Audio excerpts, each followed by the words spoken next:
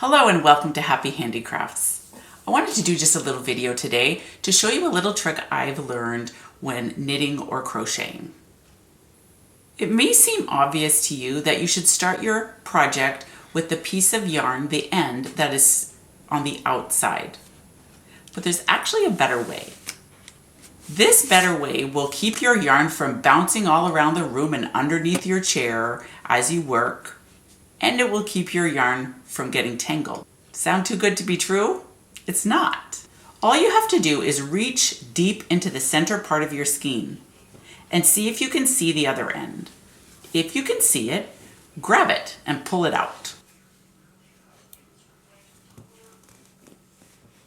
Most times, however, you will not be able to see it. So just reach as far as you can and grab a few strands. Pull these out. Make sure that once you separate this part from the original ball that they're attached by only one strand of yarn. Now in this new small amount of yarn, you will find the other end of the ball. This is what you want to use to start any project. Can you see how effortlessly it can be pulled?